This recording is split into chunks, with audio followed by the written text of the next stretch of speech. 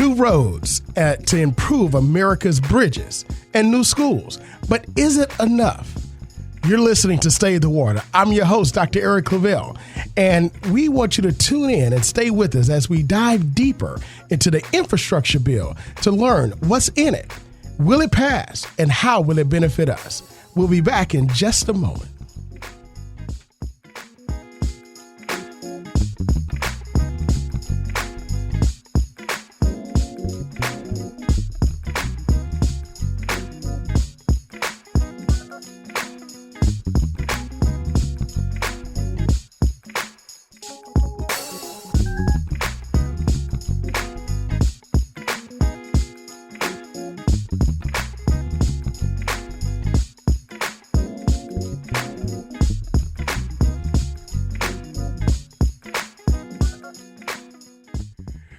Good afternoon to all of you who are tuning in to us here on WNSB Blazing Hot 91 during our 91 days of summer here in beautiful Hampton Roads. We hope that you're enjoying your Sunday wherever you are.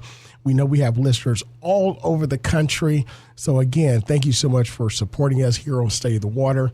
I'm your host, Dr. Eric Claville. We hope that you are staying safe, continuing to be vigilant about your health, making sure that you protect yourself and your loved ones during this time of us coming out of the pandemic. But again, we still need to remain safe. Also, for all of the new freshmen who are coming to all the campuses across the country, we welcome you here also to the Spartan Nation here at Norfolk State University. We are opening up. So we're here. The fall is here. And I know everybody's looking for homecoming as well. So we're all excited just about the many great things that are happening on our college campuses in our country, but more specifically our Spartan Nation with so many proud Spartans across the world. We're excited about what's happening here on our campus of Norfolk State University. Also, lastly, I just want to make sure that, again, that all of you are paying close attention to these new variants that are out there. Again, we've talked about it a lot on this show, other shows, but again, make sure that you're staying safe, make sure you're being vigilant, and make sure you understand the risks. So today, we're going to delve into, again, this is our Closer Look series during the summer, 91 Days of Summer, where we take a look at issues, legislation, things that are going on in our world, but we dive deeper into it. A lot of times, you have a lot of information that's coming across, everybody wants to click. You're clicking on social media, you're clicking on this news outlet, you're clicking on that news outlet. But not a lot of news outlets, or as I call news entertainment, right? Because it's really not journalism as we see it today. But they give you the high points and they try to, some try to create wedges and things of that nature, but they really don't delve into the meat of it and really how it affects you and how it affects our communities. So on the Closer Look series, we're delving into these very important issues. Last week, we talked about the new voting laws that are passing, that are restricting access to the ballot. We talked about states that are increasing access to the ballot, like the Commonwealth of Virginia. And we talked about what states are doing restricting, such as Texas and Florida, and really delving into, how the Supreme Court is looking at these issues, how the federal court circuit is looking at these issues, and also how the court itself is structured. So these are some of the very important issues that we've talked about in past shows. So go back and take a look at our social media at WNSBonline.org. That's at WNSBonline.org. You can take a look at all of our past shows, not just this show, but all of our great shows that we have, and listen to them and pick up information maybe that you missed here or there. But we're going to take a look now at the infrastructure bill. The infrastructure bill. Now, I don't know about you, but Marvin, we have, and I'm speaking to Marvin, folks, a.k.a. DJ Scandalous, who's our phenomenal producer and board technician here for this show, who's been with us from the very beginning. But we're taking a look at, infrastructure. What is infrastructure? Now, I know we're talking, you'll hear infrastructure here and there. You may not understand the ins and outs of it, But we're going to delve into it because it's really simple, but at the same time, it is a major, major issue. So in the first half hour, we're going to take a look at what is infrastructure, and we're going to take a look at what the infrastructure bill has. In the second half hour, after our commercial break, we're going to take a look at how it benefits us and what is the likelihood of it passing and what else do we need in order to make it work. So if you want to comment on it, we have our phone lines open, 757-823-9110. That's 757-823-9110. Let us know your thoughts. So let's take a look at first, what is infrastructure? When we talk about infrastructure, we're talking about, well, first of all of us use infrastructure every single day, believe it or not. So case in point, if you drive a car on the road, if you go across a bridge, or if you're in Hampton Roads, bridge and then tunnel and then another bridge, that's infrastructure. Our roads, our bridges, those are all infrastructure. And not just the roads and bridges on top, but also underneath. Let's just say you don't drive. Let's just say, when you wake up in the morning and you freshen up and you also turn the water on and you go and click the lights and the lights come on, that's infrastructure. Water, sewage, electricity, all of that is infrastructure, because once you turn that water faucet on and the water goes down the drain, it goes somewhere.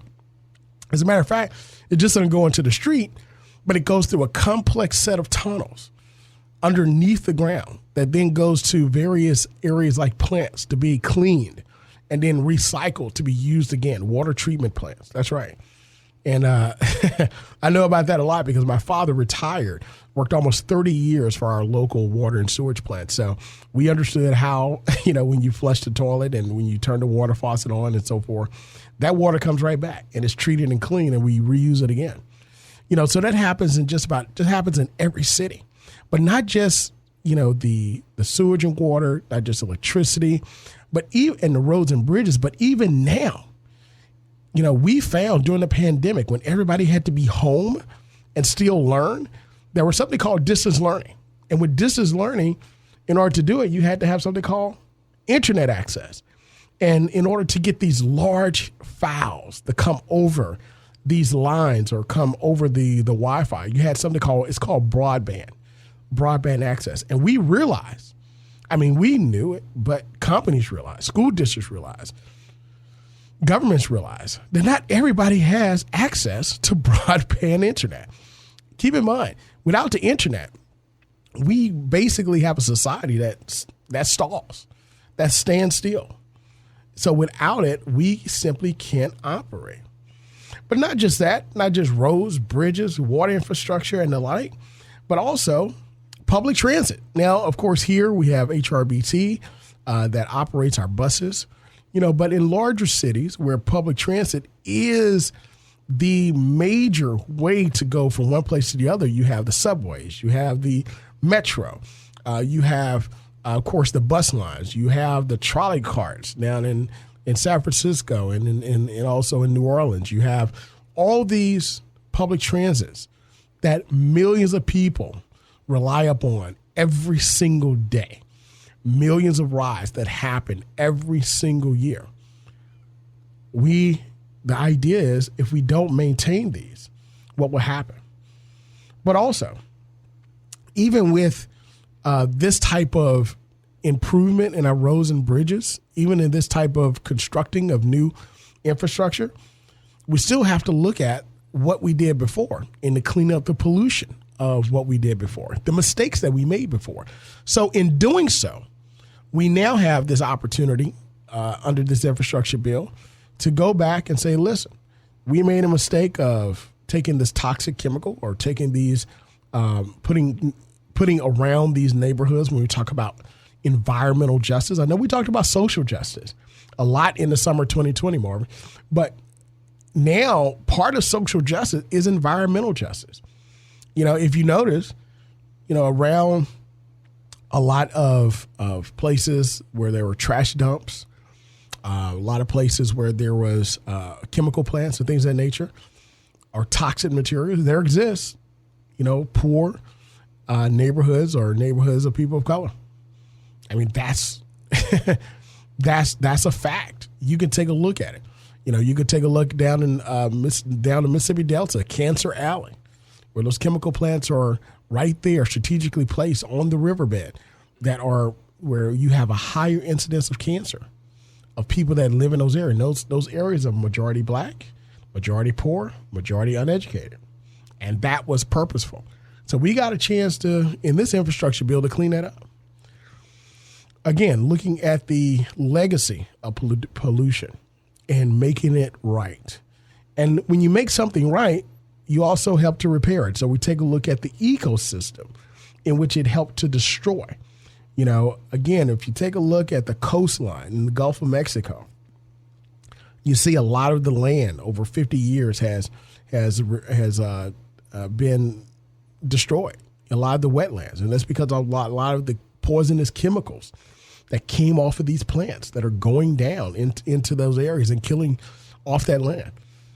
So we have a chance to restore the ecosystem. And finally, we have an opportunity to change the way that we consume energy.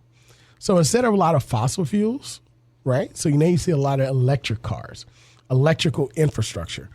How many of you gone to like your local superstore? I don't know if I can mention the names here, but your local superstores that you have. And you see like maybe in the middle of the parking lot, these charging stations now, So that's because now there is enough cars, electric cars on the road to where when they come in, they can actually park there and charge up their vehicles. All right. Not only that, but there's a major push now in order to have charging stations, in order to have electric cars or mostly hybrid vehicles on the road by a certain time period. That's huge. That is huge. That's a game changer for us. So again, infrastructure. Maybe you didn't think about it, but we use it every day. And it's very important for us to use. Now, you ask yourself, now you know what infrastructure is, why is it important for us right now? Well, I don't know about you and how many times you go across bridges here in Hampton Roads or across wherever you are, or go across roads, but there are some bridges that I go across every day and I'm looking and I'm saying to myself, this thing needs to be repaired. Or maybe there are some streets that I know when I go on it, I get into the other lane because I know that there's a pothole that's there. That if once I hit it, I know my alignment is I've got to visit the car, my repair shop a little sooner because my alignment is literally knocked out. I mean, it's look, I hit a pothole one day. I say, oh my God, what just happened did my transmission just drop out of my vehicle? But again, and I know, look, Barbara's in here laughing. I'm laughing. I know some of you are too, because I know that you come across these things before. Right. So with that, in addition to that, let's talk about broadband access. Of course, we were all at home this past year, and the internet router that we had could not support, the 4+ members in my home, us doing things all the time, all these devices. We had to get boosters, and get a larger system in order to get the internet in. We were able to do it, but how many people are able to do that? There are some areas that are spotty, some areas in people's houses that are spotty. Like if you literally go into that corner, you're going to drop the call. But if you go out on this area, of your home, you hear reception. That's the issue of broadband access. So it's important for us to have this infrastructure bill because I can't remember the last time we had a major infrastructure bill for our country. Now, the last time we had something like this, it was really during the time of the Great Depression. The New Deal. The New Deal by Franklin Roosevelt, former president, who basically during the Depression era helped to pull the United States out of the Depression and put America back to work. The Depression was a terrible, terrible time. People lost tons of money from Wall Street collapsing. Of course, that's another story. That's another closer look. When we talk about Wall Street and the gains and losses and who wins and who loses. But a lot of people lost a lot of money, a lot of companies destroyed, a lot of men and women lost jobs. And it was a very terrible time. But out of that came a lot of good things. One great thing that came out of the Great Depression, and for those of you who are proud Spartans, you know what I'm about to say. Norfolk State University came out of the Great Depression. It was started during a time period where the country was struggling. But education was the key to get people out of poverty and toward prosperity. And it still holds true today. And Norfolk State University is still producing those type of individuals, and with that purpose, still today. So, with that, we haven't had anything like this since the New Deal, where bridges, roads, water dams like the Hoover Dam, and all these things were starting to be built in order to get the U.S. moving forward into prosperity. So, we know what infrastructure is, and we know why we need it. So let's delve into this bill to find out what's there. You're listening to WNSB Blazing Hot 91, the 91 Days of Summer. I'm Dr. Eric Claville, and you're listening to State of the Water. We're taking a closer look at the infrastructure bill here to determine what's in it and how it benefits us. Let us know your thoughts at 757-823-9110. That's 757-823-9110. Our phone lines are open. Now let's dive into this bill. So what would something like this cost? Well, you've heard, we all can relate to, dollars. We can relate to hundreds of dollars. We can relate to tens of thousands of dollars. Some of us can relate to hundreds of thousands and millions of dollars. And we hear the word billions, right? Many of us, look, let's be honest. A lot of us cannot relate to billions. There's only a handful of billionaires in this world. All right. And I mean a handful out of all the 7 billion people about on the planet Earth. There's only a handful of billionaires on this earth. So many of us cannot relate to that. But try your math at $1 trillion. $1 trillion. That's what this infrastructure bill is looking to cost. $1 trillion. That's a lot of money. That's 100 billion times 10. $1 trillion. But let's see. We're going to take a look and see, is it enough, though? I know that's a big number, but is it enough? We're also going to take a look at and see where this money is being spread. So the legislation that President Joe Biden is looking to top his domestic spending with is an additional $500 billion in spending, with the rest of the $1 trillion comprised of previous approved funding. So where's the spending going? Let's take a look. Roads and bridges and major projects, $110 billion. So 1/10 of this $1 trillion is going toward roads and bridges. Is that enough to go or spread around the country? We're going to take a look at that in the second half hour to take a look at how the Commonwealth of Virginia would benefit. $66 billion is going to passenger and freight rail. So again, if you travel Amtrak, those tracks are used both for passenger, is also used to carry freight cars. $66 billion to improve that and also expand it. Now, remember I talked about broadband. $65 billion in the broadband infrastructure. So think about this. If railroads connect goods and services and people to people, then broadband also connects people to people. And the fact that we would spend only $1 billion less on broadband infrastructure than railway lets us know how important the internet is. Let us know how important it is to connect people. Now, you've heard the term 5G. And listen, China is leading the world in 5G infrastructure across the world. But 5G is where it's at. That means that you have to have so much access, so much broadband, because there's so much information going across. Listen, we can not just call from our phones. We can text from our phones. We can order from our phones. We can access our payments from our phones. We can receive money from in our phones, and we can also get hacked in our phones. So, DJ Scanlon's Marvin Folks here is about to graduate with his master's in cybersecurity. So he understands. And he's graduating from Norfolk State University, his second degree. Congratulations. So he understands the importance of cybersecurity and that infrastructure and why we need it. But again, $65 billion in broadband access, $66 billion in passenger and freight rail. Water infrastructure, $55 billion in water infrastructure that includes eliminating lead pipes. Now, unfortunately, we saw this play out in Flint, Michigan.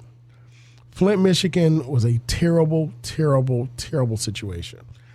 That's where the people, again, go back to our past mistakes of the vehicle industry, and then the pollution that's there, those pipes that are created that are for water and so forth. A lot of these pipes that we put in for our infrastructure have lead in it. And we know that lead is a terrible, terrible pollutant for the brain and cognitive development. So you have a lot of kids, a lot of people. It's worse on children because they're still developing. But a lot of children in Flint, Michigan drink that water. A lot of people in Flint, Michigan, if not all, cooked in that water. And heat does not relieve lead. All right, it's a solid. It stays in the water, so it doesn't evaporate. So now people were cooking, people were drinking that polluted water. But this bill will help to eliminate that and take those lead pipes out and put in piping that's not harmful to people. $55 billion. Public transit, $39.2 billion. Again, our metro rail, our bus system, our subways, all of this, our trolley car systems, public transit. Also, for eco-restoration, weatherization, and cybersecurity, including flood and wildlife mitigation. Flood and wildfire mitigation. $47.2 billion. Now we know, and we've seen the news, it seems like every week there's a massive fire on the West Coast, in California, more specifically, burning thousands of acres, hundreds and thousands of acres every single month. We see it. So this will help to shore up our ecosystem, shore up our wildfire protection and floods. And we don't have to, listen, as related, we don't have to worry about wildfires here in the Commonwealth, but we do have to worry about floods. We know as soon as it rains, there are some streets that you don't drive on. If we know that we get a flash flood warning, it seems like every time there's a thunderstorm, there's a flash flood warning. So what this bill does, it helps us to alleviate that and deal with that. $47.2 billion. Electric vehicle infrastructure, including chargers, $7.5 billion. $7.5 billion. Again, I mentioned you go to your local superstore and you see those charging stations that are there in the middle of the parking lot. So that's what we call vehicle charging infrastructure. Now we see a lot of vehicles, a lot of people are trendy now. They drive their Teslas and other vehicles that are, we drive, we have one vehicle that's a hybrid electric vehicle. So this is the future. As a matter of fact, China is leading in electric vehicles. So most of their vehicles will be made or are going to be electric. So this helps us to get ahead of that curve. Again, we talked about cleaning up brownfield and Superfund sites, reclaiming abandoned landmines and plugging orphan oil and gas wells, addressing this legacy of pollution, $21 billion. Our neighbors to the north of us used to be part of the Commonwealth, but West Virginia is a beautiful, beautiful state. But even though it's so beautiful, it's also we understand that there's a lot of pollution, a lot of ravaging of the land and resources that took place with not a lot of responsibility for environment, not really respecting the environment itself or even the people. So states like that, this will help. Also here in the Commonwealth, this will help us. this specific bill itself. Now, there's also some new financing that we're looking to take place. So in order to help to pay for this, that's one of the main issues that individuals on the other side of the aisle, again, this is created by the Democratic-led Senate. On the other side of the aisle, the Republicans, they say, how are we going to pay for this? Now, keep in mind, for 4 years through the Trump administration, that was never a question of how we're going to pay for any of it. They just spent the money. But now when it comes to helping out the entire country in a lot of poor states, which a lot of these individuals represent, the question is, how do we pay for it? Well, there's a lot of money out there from COVID bills and things of that nature that we can help to repurpose. So there's $210 billion of COVID relief funds that we could utilize to help to repurpose to pay for this. Also, sales of future spectrum auctions, $87 billion, economic growth, which, again, I think is a terrible indicator, but we don't know how the economy is going to grow. But that's $56 billion. That's just me. I think that's if you're betting to pay for something on your future earnings, I don't think that's a good thing, because you don't know what the future holds. Now, it's good if you get there, but I just think betting on things and creating opportunities on things that currently exist is not only good policy, but is good fiscal policy as well. I think about our country fiscal policy as our personal, like you think about it, your personal household. If you got $20, you got $20. You can't buy $100 worth of goods on $20. You can only buy 20. So that's just me, but we'll see what happens. Also, delaying certain types of payments, such as Medicare D rebates, return of unemployment insurance funds from some states. That's $53 billion. Now, personally, I think that states that have returned their insurance money, unemployment insurance money, is a bad mistake, because there are people that are still struggling in this pandemic that need that unemployment insurance. So, again, the money's coming back, so we got to use it. I think this is a great way to use it. But for those states that are returning that money, there are families that are still struggling, families that are still hampered by long-term COVID symptoms, long haulers, families that have lost jobs due to COVID that are not coming back, and that are struggling day to day. And what's been in the news is the moratorium on housing evictions at the end of October. And there are some people being evicted right now, even though there's been a hold on it. But there are some people in October, they're going to look at their situations being dire. In the middle of school, when school begins, some people are going to lose their homes because of the pandemic. So that's the infrastructure bill. And that's what's in it. Again, we all know it's needed. We all know that our country desperately needs this. But the question becomes, how far will it go? Does it go far enough? And also, why are some senators and individuals in the House stopping this bill from moving forward?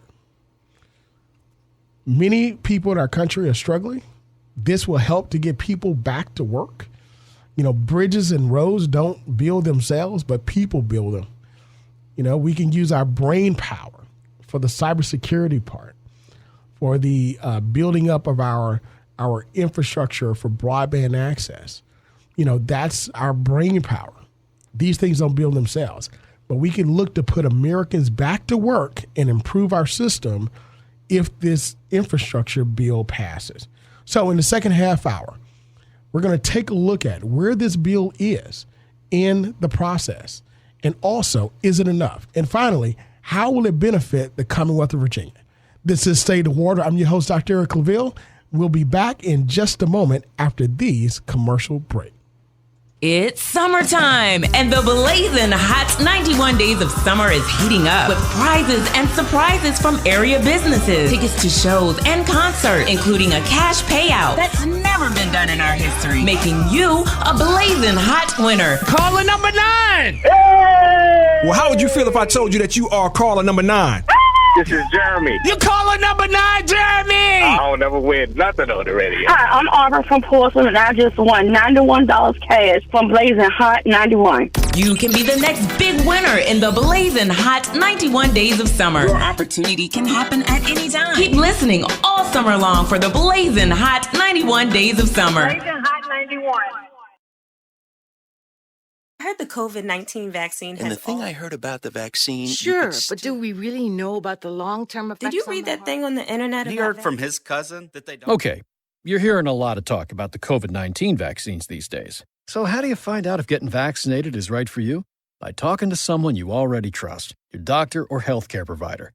They'll answer your questions so you can decide what's best for you and your family. Go to GetVaccineAnswers.org to find out more. That's GetVaccineAnswers.org. Brought to you by the Ad Council.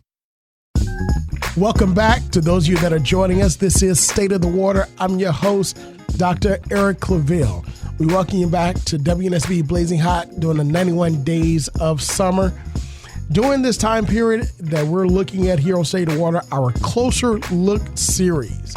In the past several weeks, we've taken a look at the voting rights bills and their effect upon our country and future elections and how the courts are looking at them and the public policy part. But now, on this closer look, we're taking a look at the infrastructure bill. In the first half hour, we delved into what is infrastructure and how is that defined in this bill. We took a look at why our roads and bridges and our broadband access and our rail and public transit and our legacy of pollution and eliminating lead pipes is needed and how much money is there. In the second half hour, we're going to take a look and see, is it enough and how will it benefit the Commonwealth of Virginia? The infrastructure bill itself, as we said, is a very important part of our future of this country. In the first half hour, we talked about how the last time we had something like this, so transformative, was really during the New Deal of Franklin Delano Roosevelt during the Great Depression. There were a lot of great things that came out of the Great Depression. Again, Norfolk State University was also one of those great entities that came out of the Great Depression. This great institution was created 1935, when others saw despair, the founders of this institution saw hope as education, as an opportunity to move people from poverty to prosperity. And it's still true to this day.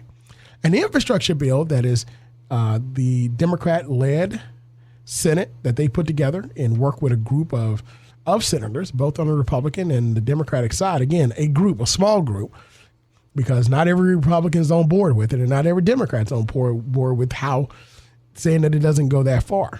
The Republicans say it goes too far.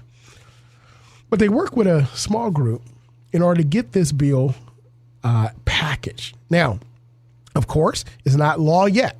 And we talked about how bills are introduced and how the process it goes in to become law. So here, what we're taking a look at now is, does this bill go far enough? And what is the future of this bill as it relates to the legislative process? And also, how will it benefit the Commonwealth of Virginia? So let's take a look and see where we are. Now, as of August 7th, according to NPR.com, we see that the vote was 67-27 for this bill itself to pave the way for a final Senate consideration and a looming showdown involving progressive Democrats in the House. So right now, the bill has not become law, but there was a procedural vote that had to take place in order to get the bill to the full floor so that the full Senate can vote on it. So at this time, Chuck Schumer, who is the majority leader, he said, we can get this done the easy way or get it done the hard way. He says, in either case, the Senate will stay in session until we finish our work. And he says it's up to the Republican colleagues how long it takes. Now, why is that important? It's important because the August recess is here. So a lot of our Congress is in recess. They go back to their home districts, go back to spend time with their families, go back to spend time in their districts, go back to campaign, go back to do a lot of important things during that August recess. But Chuck Schumer said, we're going to stay here as long as it takes. In other words, we're not going to go home until it's done. Well, according to this article, Senate Republican leader Mitch McConnell said the full Senate deserves its full chance to shape this important legislation. And he says, I hope senators can work together in a bipartisan way to get more amendments up and continue improving this bill. So he's of the belief, he calls it, the package is a showcase for the full radicalization for the left. All right, so obviously there are some more amendments that they want to put into this bill. There are more things that the Republicans want to put in on the Senate side to say it has our stamp of approval. And currently the bill is labeled as radicalization of the left. Now, we actually took a look at the bill itself and the monies that are allocated and what they're allocated for. As a matter of fact, if this is radicalization of the left, improving roads, bridges, and also our water infrastructure, repairing our ecosystem, broadband access, then I wonder what the far right is looking at. But this is an American bill. The money that's allocated here is simply for hard infrastructure in our country. Now, I know that when we take a look at the other side, some of the progressive House Democrats are looking at this bill also saying that it doesn't go far enough. Now, again, the Republicans say it goes too far. But the progressive House Democrats said it doesn't go far enough. Why is that? In the original bill itself, or the original construct of it, there was funding in it. It was about $1.5 trillion, something like that. But the original bill itself actually had money for mental health training. It also had money for things dealing with society as a whole, addressing a lot of social justice issues. And it had monies in there that wasn't so much hard infrastructure, but it was to shore up the infrastructure of communities and address legacy issues of discrimination in communities that have been historically discriminated against. And they said that was going too far. So that was actually stripped out of that bill. So the current bill itself doesn't have any of that in it. So the actual bill itself is actually a shell of what it used to be. It's a shell of what it used to be.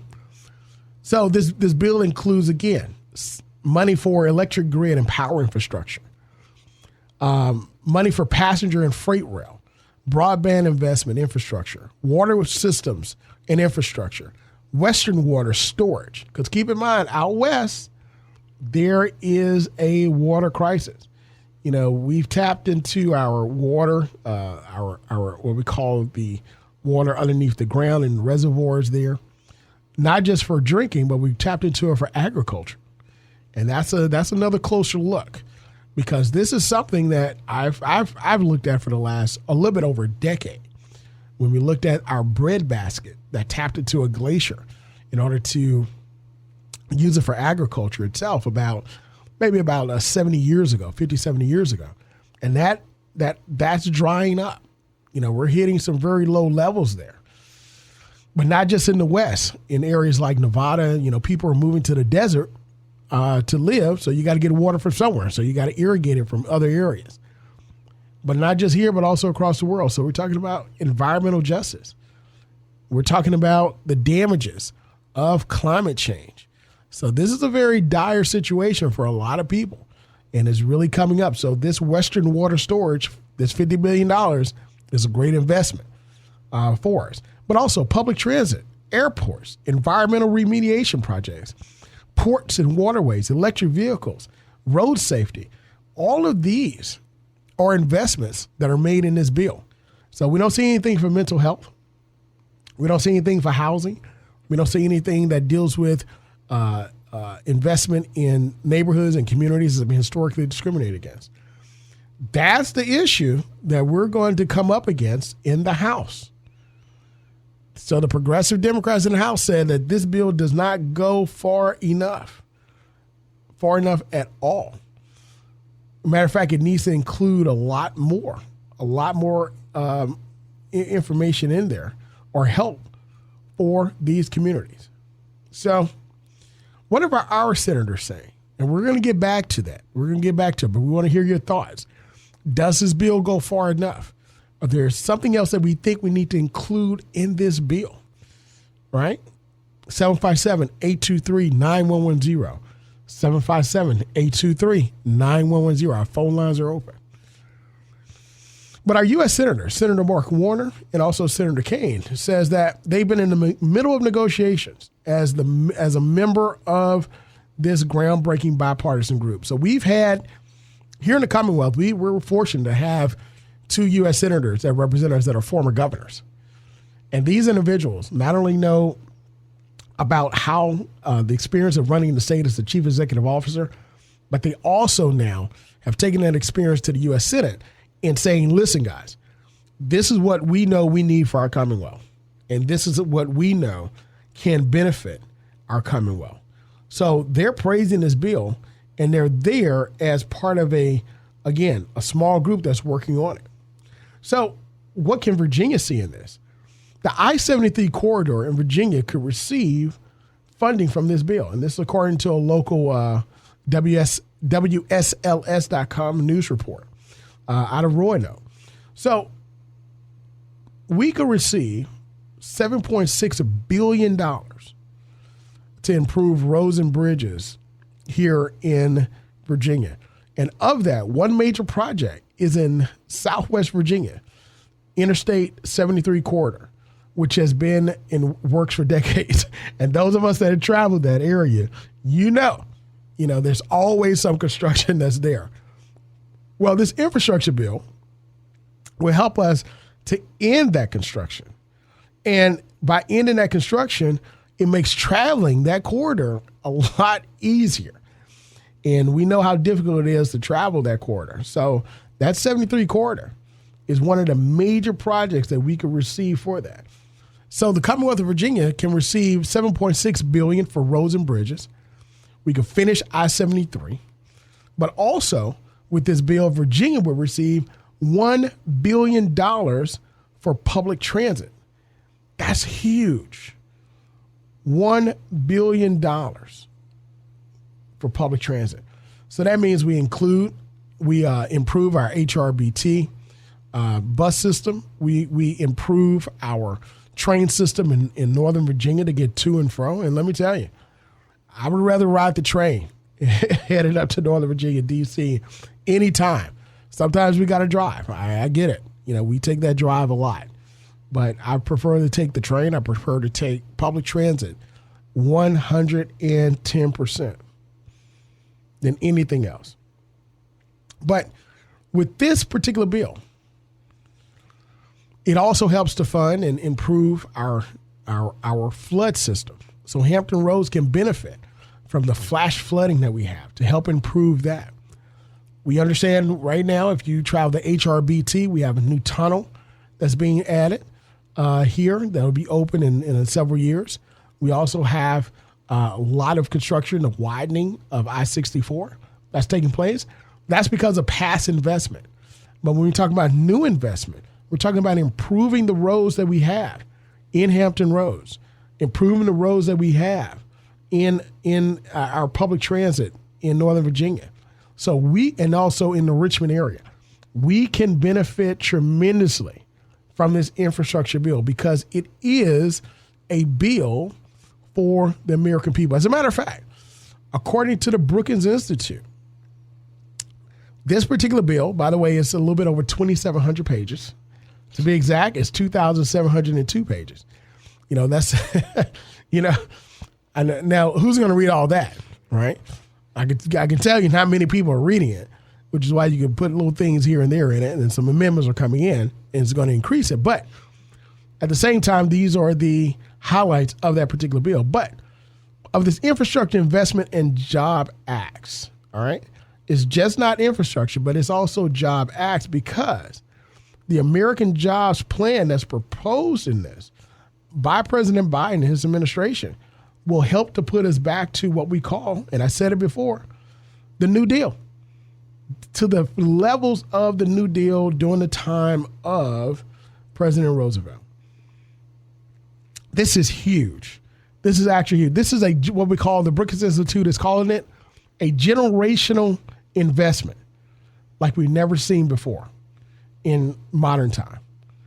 So with this particular bill itself, it will be an all-time peak in spending, but the spending will go toward the American people. That's the difference. A lot of times we're spending money to cover debt, but now we're spending money to build our infrastructure and give the money back to the American workers to get out there and build this infrastructure. Contractors can really, really lead this and push forward the recovery of all of these, the recovery of various industries, the recovery of our jobs, the recovery during the COVID-19 pandemic, the recovery of families. There are a lot of people that lost jobs. A lot of people that jobs are not coming back during this pandemic. Many of us are blessed that not only were we able to keep our jobs, but we were able to work from home.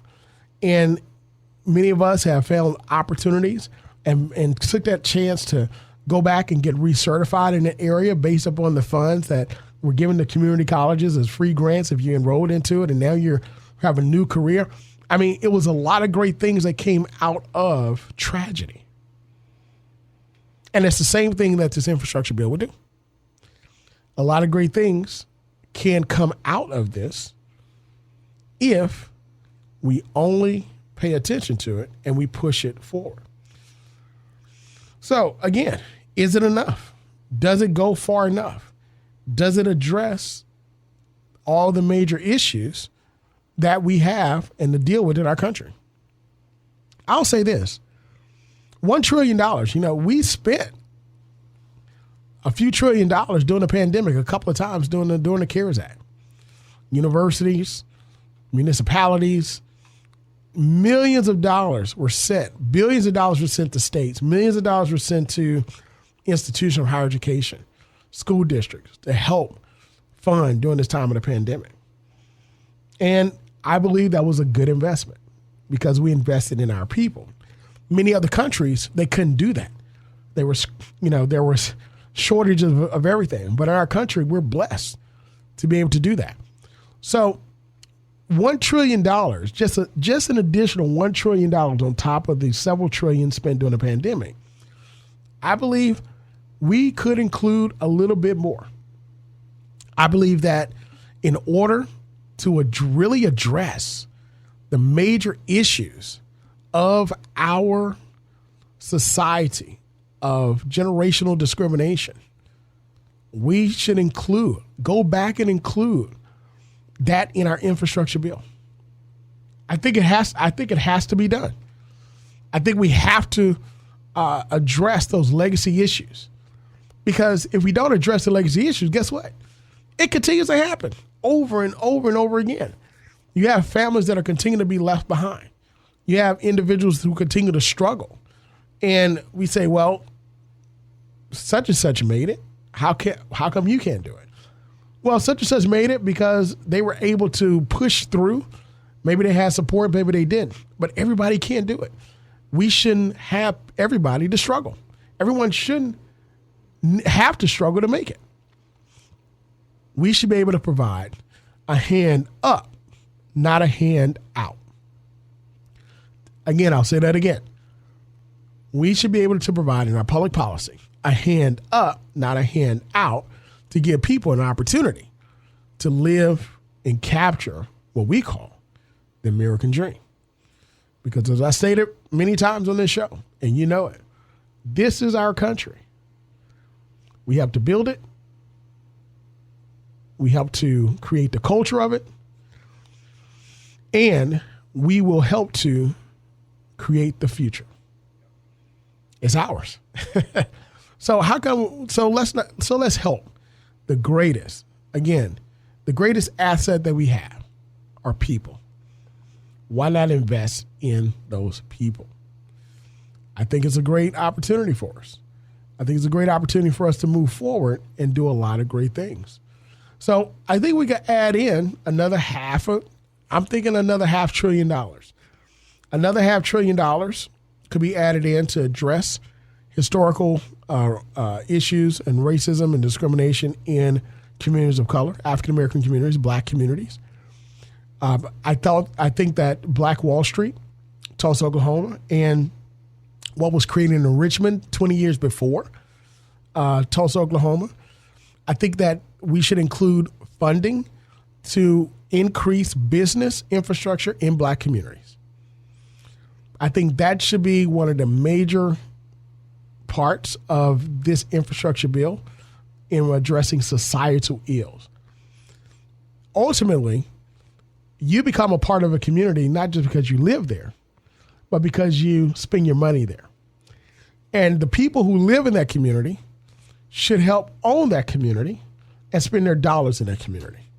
That's the way you build strong communities. And if you spend your dollars there, you live there, you own the businesses there, then now your schools get better. And I'm going to address schools in just a moment, because I think that the way that we allocate funding on tax base for schools also is part of the legacy of discrimination. So in the infrastructure bill, it also, I think that we should include funding in order to rebuild and invest in 21st century schools in Black communities and poor communities. I think it's got to be there. I think we have to include that funding because, again, just like Norfolk State University was started during the Great Depression to bring people from poverty to prosperity, our K through 12 schools and our pre-K will also and is the foundation of that. Without our pre-K, now we've seen the studies. If a child goes to school just 1 year before they go to kindergarten, that increases their ability and chances of graduating high school and learning important skills that would be helpful for the rest of their lives by 2-3-fold, easily. Now imagine if a kid goes to school at age 3. All right. We put our kids in school, my wife and I, at 18 months. 18 months. It was a wonderful parochial preschool. And in that school, they learned so much. They were reading by age 2.5. Reading by age 2.5, 3 years old.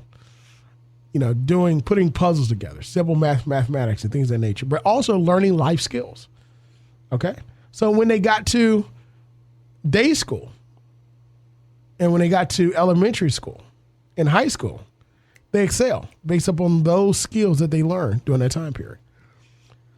The infrastructure bill should include funding to rebuild and invest in schools in Black neighborhoods and communities and poor communities for the 21st century. Also, in the infrastructure bill itself, not just money for Black communities and poor communities discriminated against to increase business ownership, but also to increase home ownership. Warrick Dunn, who's a product of Baton Rouge, Louisiana, we know him as the great running back of Florida State. Our condolences to the Bowden family who lost their a great father, but also mentor and coach at Florida State University. But Warrick Dunn played for him. And I remember Warrick Dunn and his mother. His mother was a police officer who actually got killed in the line of duty. And one of the things that he did as his legacy, of course, he played for the Atlanta Falcons and the like. But one thing that he did, his foundation, he said, the legacy I'm going to leave for my mother, because my mother was working extra shifts to help pay for a house. He said, I always wanted to own a house. She became a police officer there. And every year he awards a down payment, furnishes a home, and the like for a family that goes through a home ownership seminar for a place, and he pays the down payment, the whole nine, and they simply go into their home paying the same amount they would pay for rent. And that's one of the advantages of that. He's been doing that for over 20 years. And I know people who have actually received that particular type of funding and to help them have home ownership. It makes the difference. We could do the same thing. If one man if one person can create this legacy for his own mother to help people own a home, he gives away, I think, several homes every year. If he could do it by himself, what can we as a country do? Also, we got to address the issues of mental health. We have to address the issues of maternity. Allison Fields, I think is Allison Fields who won. She's the most decorated track and field star in U.S. history and won her 11th medal. She won her 11th. Yep. I woke up this morning and saw the announcement. She won her 11th. So she passed Carl Lewis, of course, won 10. But she's the most decorated track and field athlete, period.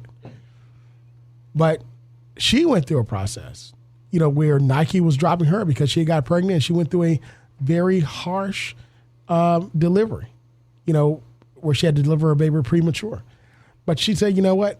I'm going to go through this. I'm going to create my own brand out of this, which she did. And she won those gold medals in her own brand. And we also see the issues with maternity and black women that came out of the pandemic. We addressed that, healthcare disparities. So I believe that all this. Also, I believe we should invest in community clinics, more community clinics, and hospitals in areas that of black communities. So if we're really going to deal with and really invest and correct the issues of historical discrimination, we got to start now. And this infrastructure bill, just another $500 million, I believe, will help to do that. I believe it will help to be a great legacy for many African-American families that built their American dream but was taken away due to violence, taken away due to discrimination, and also taken away due to a lot of crime. Because keep in mind, Harlem itself is a great example of a community where it was thriving. But because of the drug epidemic, of the crack revolution that helped to evolve those communities in the wrong direction, and the lack of funding, the lack of attention to those communities helped to destroy the legacy and the business of a lot of men, a lot of families, a lot of women. It needs to be addressed. So that would be a great legacy if we invest in our black communities, we invest in our poor communities, we invest in communities that the country turned their backs on, that the country helped to create policy to disadvantage them and turn a blind eye to the effects, the negative effects that it took on them. That's true infrastructure. That's true addressing those issues that we say, hey, we marched about it. We did seminars about it. We did many Zoom talks about it. I don't know about you, but I'm zoomed out. I know it's a way of life now.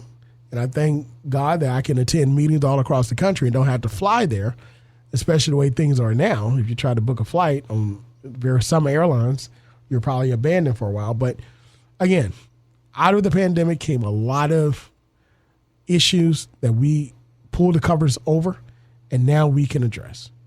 So with this, we can address with solutions. We know what the problems are. Now it's solution time. So what can you do? You can call your U.S. congressperson. You can call your U.S. senator and tell them to vote for this bill. And also include other issues that need to be addressed in the African-American and poor communities. Because ultimately, this is your country, this is your community, and this is your time. Well, speaking of time, Marvin, every time we start and delve into these things and it gets good, we run out of time. But guess what? You could join us next Sunday at 1 p.m. as we continue through the month of August as our Closer Look series delves into issues affecting you, the community. Thank you again for joining us for State of the Water. I'm your host, Dr. Eric Claville, and we'll see you next Sunday.